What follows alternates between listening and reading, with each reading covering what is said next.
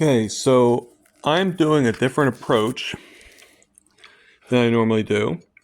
This is my first meal of the day today. This is my 22nd priming protocol. 22. All right. So I have some of the ribs, the spare ribs that I made. All right. A few pats of butter for some extra fat, and one chicken quarter. That is my breakfast or first meal of the day today. Hey Riblets, it's Tom from Target Prime Rib. How we doing today? That video you saw, that previous part of this video that you saw was on my first meal of the day. Very simple.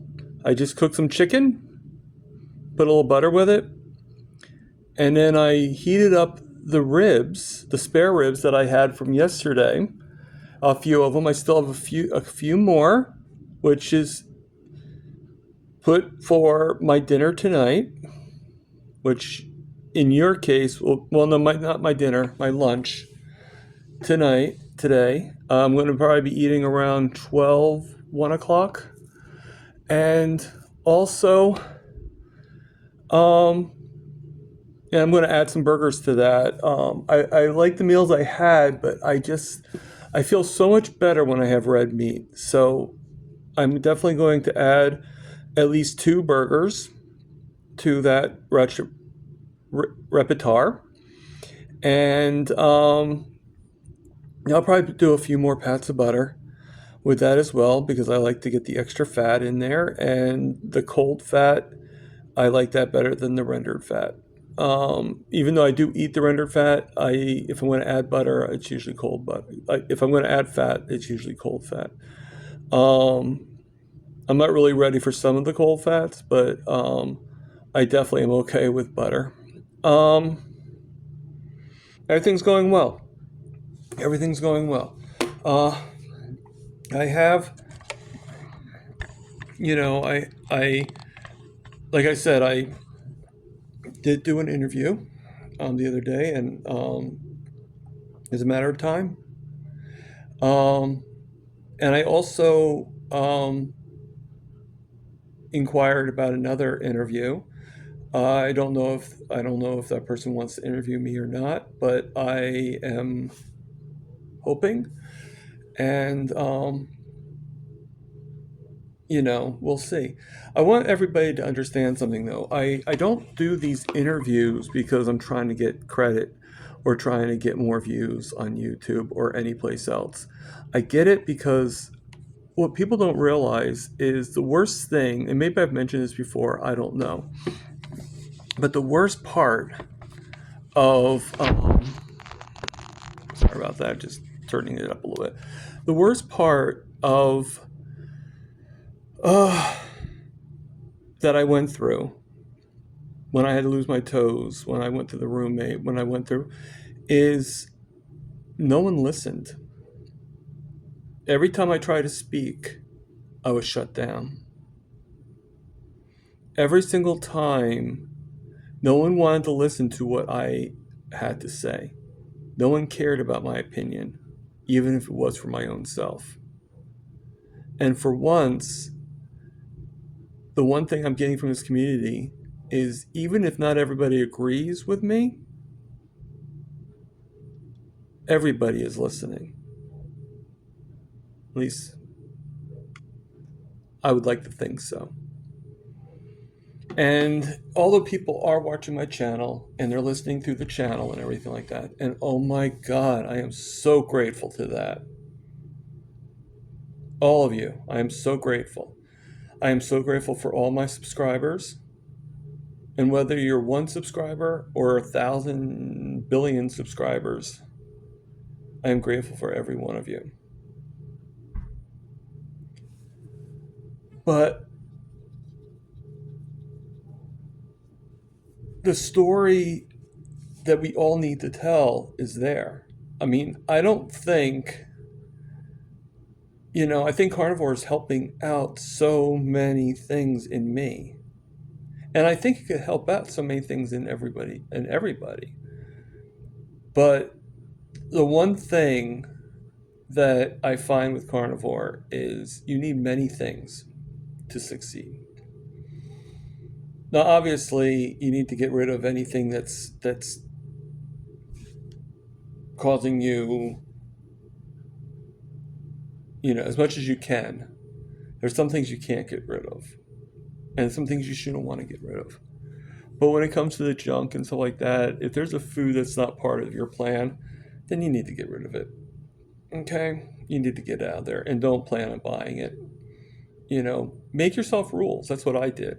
I made myself rules. If you have to wean yourself off it, make yourself rules. And the very, very first thing well, maybe not the first thing I did, but when I was going more ketovore carnivore, the first thing I did at that time was I got rid of everything. I got rid of everything in my apartment. Now at that time, yes, I was living with my alcoholic roommate.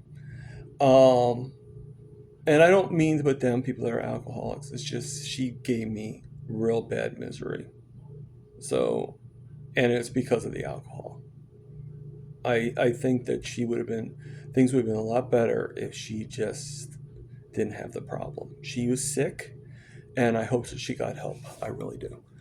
But um, now that has changed because now I have a new roommate, and he wants his stuff, and I'm not going to argue with him. So I just have to kind of go around that. But the thing is, in the beginning, I did get rid. I said to myself, "No, I'm not allowing anything." Now, did that mean I didn't cheat? No, it just meant that I didn't bring it upstairs. So if I was going to cheat, it had to be out of the house, out of the apartment. That was at least step one. Then step two, I eventually went lower and lower on the amounts that I did. I stopped. I started thinking to myself, like, the only time I'm going to get candy and the only time I'm going to get any sweets is at the chocolate shop to give them business. That's the only reason why I go there. And now I don't even get anything. I just get coffee. And actually, I'm probably going to be starting to not go there at all. Maybe at the most once a week, maybe once a month. I don't know. Time will tell. Coffee is pretty much a crutch for me. Not that I drink a lot of it, but just having it at least once a day is pretty problematic. So if it is causing me issues on the finalization, then I know I need to get rid of it eventually. But one step at a time. Um, and then down the road, I did many things. But what was missing the whole time, and I've mentioned this before, and I'll mention it again, is community.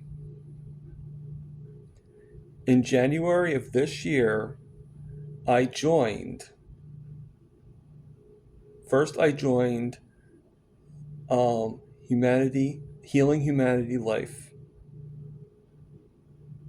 and I sent Carrie Mann an email to kind of like spun everything around, and of this year of why I'm been able to stay fully carnivore for almost 2 months. Okay, which technically next week would be 2 months, but so we'll say almost 2 months.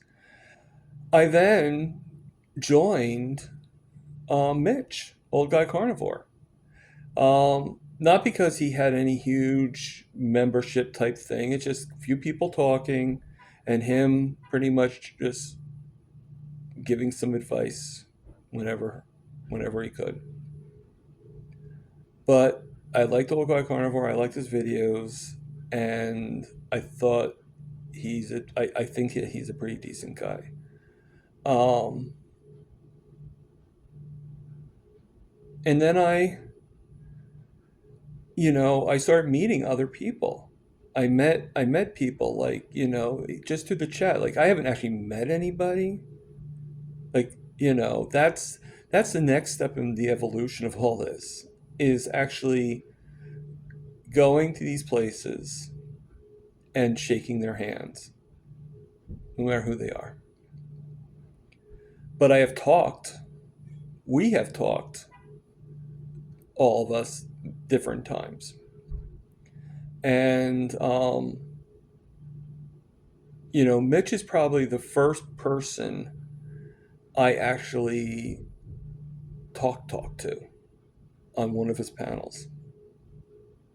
Along with, on his panel as well, along with Papa Carnivore, Peter.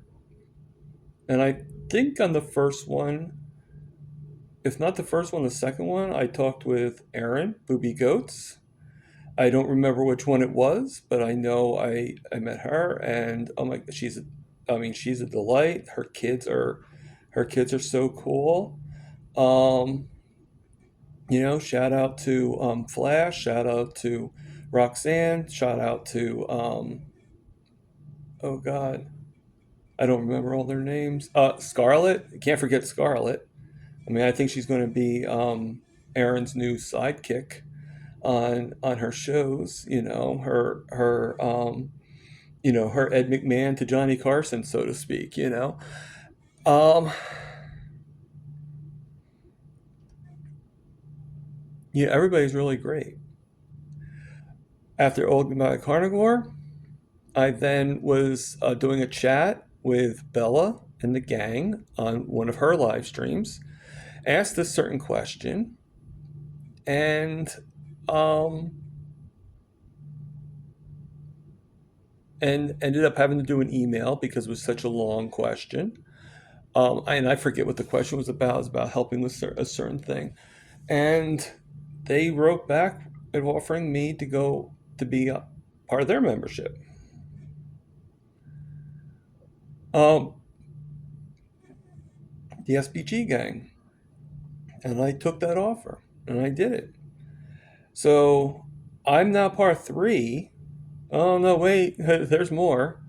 I also just today joined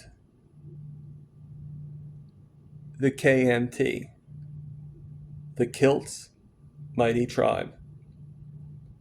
And why did I do that? One, because I feel that Dr. Kilts is someone that I would love to meet. I feel like all of them are someone I'd love to meet. I'd love to meet Papa. I love to meet Alia. Okay, they all have a certain, but Dr. Robert Kilts has a certain charismatic way of life. All right, I'm not going to lie. I'm not as, you know what? Actually, you know what? I'm as spiritual as him. I do believe in God. I do believe in the power of God. I have read The Secret a few times. I do believe that you are what you think of. And not that I ever thought about getting rid of my limbs, not that but I mean, I probably was thinking down thoughts, you know, and and life is for the most part positive, with a few holes in it, you know, but and like I said, I believe in support. I believe. Now I don't know what the Mighty Tribe is going to be like. I don't know. Everything that I'm in is helpful in their own way. All right. Right now, I'm using SBG for that priming protocol. That's actually brought out by Coach Raymond Nazon, and he's pretty much the father of this protocol, and I'm learning from him. And tonight, well, this video probably won't go out until after I actually do the meeting. But today, I will. I'm doing a Zoom call with them, with anybody else, him, everybody else, and he's going to tell us now what week 4 is going to be. Right now, I'm in one of week 4, so stage 1, week 4. This week that I just did was the 2 MAD at different time intervals. Reminder, I did breakfast, lunch for 2 days. Then I did lunch, dinner for 2 days. And then I did breakfast, dinner for 2 days. So today is like a baseline. So I chose to eat in the morning, and I choose to eat for lunch for my baseline. So I'm going to try to eat around probably around 1 o'clock. Okay. And like I said, I'll have a couple burgers with with a few pats of butter, and I am going to have the rest of the ribs, and I'll heat them up. Okay. And I think I'll add some hot sauce to those ribs. I didn't have hot sauce on the last ribs. I did on the first ribs, the first half, but I cooked them separately. Um, Mainly because I wasn't sure how it would have gone with the hot sauce, and so just in case, I had a backup. Um, you know, there's many things. There's many things, but I believe that I do believe that we all have a story to tell. And I believe that when we go through the hell that we go through, the one thing that most of us are probably missing is feeling like we were able to really fully tell our story. Feeling that this is how I felt when this happened. Now, anybody looks at my channel knows how I felt. And I try to use humor, but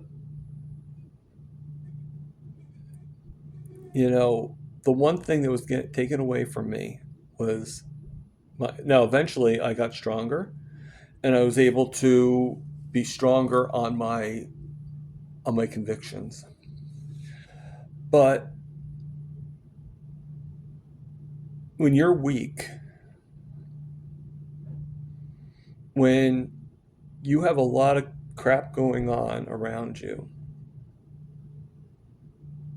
and things are bleak, and they were bleak, and you all know on how on different thoughts I have. I'm not going to be I'm not going to be secretive. I see a counselor because of how I used to feel. Now, I don't feel that way anymore, but there are a lot of things that come up that you know that makes it where having a counselor still is probably ideal. Now, I see her every 2 weeks normally, but on occasion, if something happens or holidays, it could be 3 weeks or it could even be a month. And things do happen. Matter of fact, I had an appointment last week and had to reschedule it for today, for this Thursday coming up.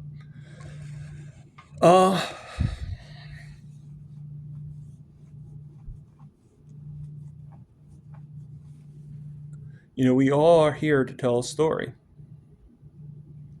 And I have been contemplating, and another reason why I kind of want to do interviews too is because I want to be able to tell my story, and I want my story to go out just enough that, and maybe this is a YouTube thing, I don't know, but I want my story to go out enough that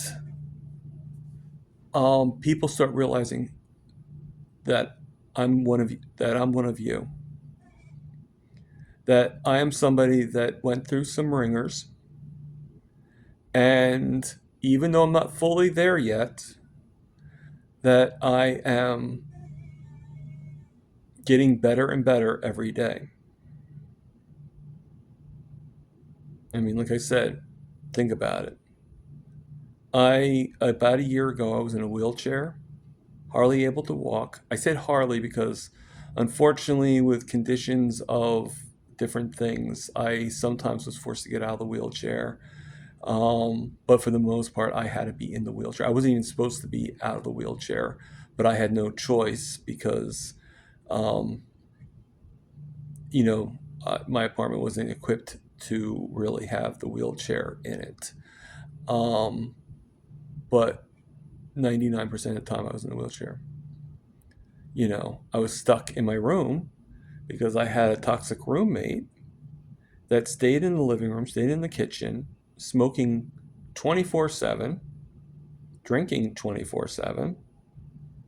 And every time I come out, the only time she'd be not in there is if she was passed out in her room, which is common considering.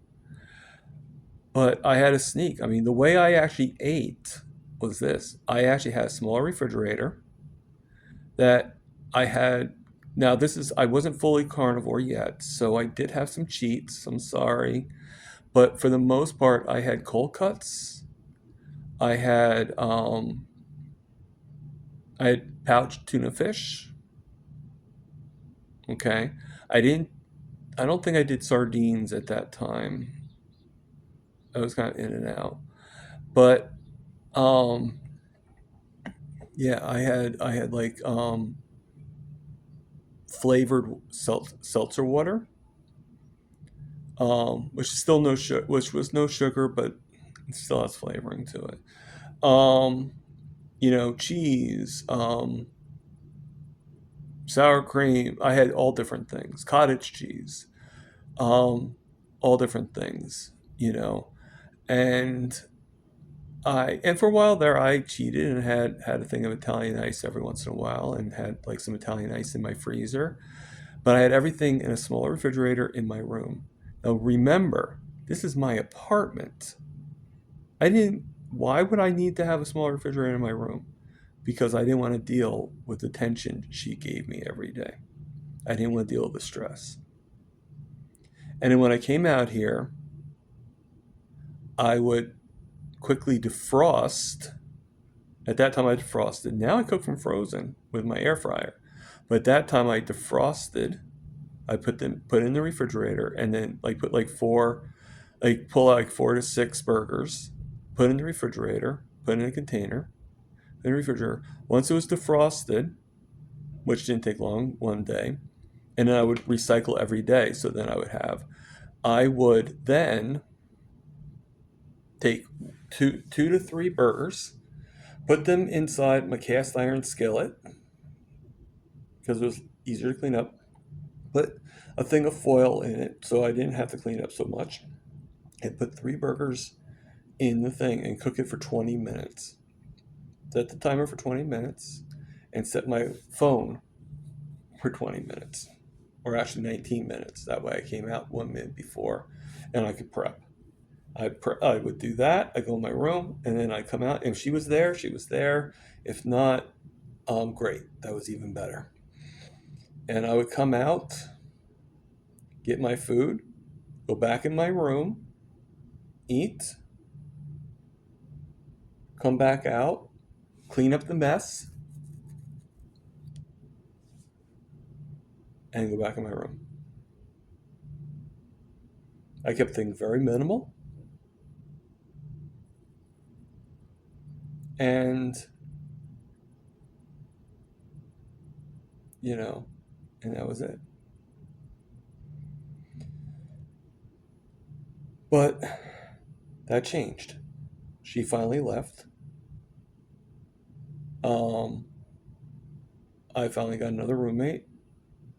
I was starting to get rent again. All right.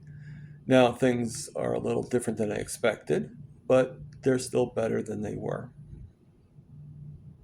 Okay. Life is good. And I contribute that to being a part of this group. I contribute that to being a part of community. I mean, the whole thing is the carnivore community. And we all have different takes on what, how to deal with carnivore and what to do. I'm just trying to do my journey. That's it. I'm just trying to take things one step at a time. Some steps big, some steps small, some steps just right. And I think we all are. And that's kind of the point I'm trying to make. That's sort of why I like to do, if not I mean, I would like to be that, I'm not going to say really an interview. I'm going to say more of, I'd like to be that for that that soapbox that people are standing on, that have wanted to tell their story, that have wanted to get other people to hear them. Whether they do a YouTube channel or not, I don't care. There's thousands of stories out there. And I believe that if we are to get anywhere in opening people's eyes on how we've been kind of misled all this time, and I hate to say that, and mostly for profit, I would have to say, or fame, or whatever. And again, I'm not looking for fame. But I would love to be that person that people that go on my channel, figure out how to do a live stream, and we do videos of you telling your story. A lot like Dave Mack. And I'm not trying to cough with Dave Mack. I just think that, you know, I think I agree with Dave Mack on one thing. Well, probably many things, but on this one thing, I definitely agree with him, that this story needs to be told. And I told my story on Dave Mack, and it was the best thing I ever did. And I want to continue to tell my story. But again, not because I feel that I am the most important person in the whole community. It's because I'm one of many people in the community. One of many.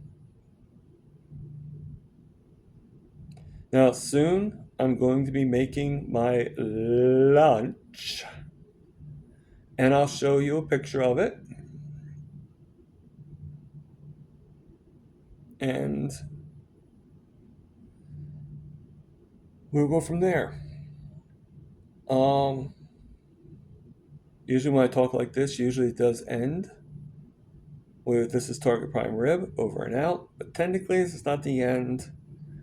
So I will do that after you see my second meal. Okay, so it's about that time now. I actually had an important phone call. So it's actually about 40 minutes to 1. So I'm actually starting this a little bit later than I was expecting. So I'm going to actually film. Sorry about the noise there. I'm actually going to film this while cooking. So, or somewhat while making the food. So I'm going to set you up on my table. All right. And you see, okay, so then we're going to turn it to my air fryer. All right. I'm going to pull it out. Now I don't put anything on the bottom of it because frankly, I do clean it right after. I use a lot of hot water and some grease thing dish soap. I know it's probably not very economical, but that's what I do. And then I'm going to hold on one second.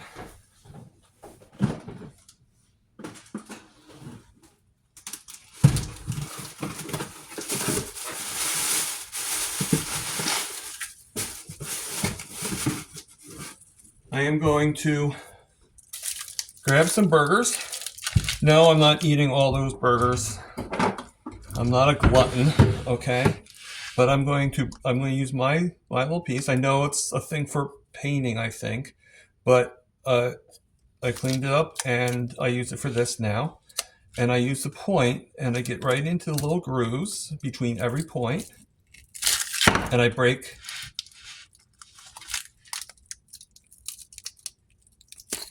one piece off at a time.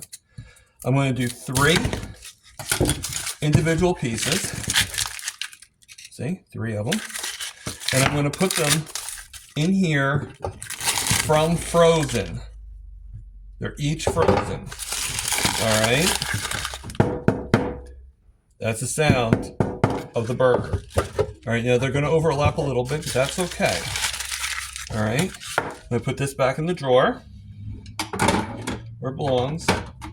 And I'm going to take this and put it right into my air fryer.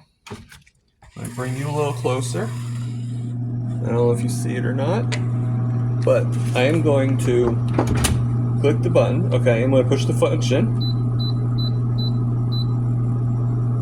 and go to meat. Because guess what? This is meat. It's already set at 340. I'm going to leave it at 340. But then I'm going to change the time and bring it down a couple minutes. I'm going to bring it to about 12 minutes. All right? And then we're going to pull this out in a few seconds and continue with the meal. Okay, so this is my lunch for today. I'm going to be eating it soon as I'm done here. As you can see, I have the 3 burger patties. 5 pats of butter to go with the burger patties to add to it. And that thing is actually from the carnivore bar I showed yesterday. It's a little piece of it, all right? And those are 4 of what I have left of the spare ribs. That is my second meal, my lunch, my final meal, whatever you want to call it, of the day. All right? I hope that you guys enjoyed my video today. I know it was a little preachy, but hopefully not too much. And I enjoyed making it.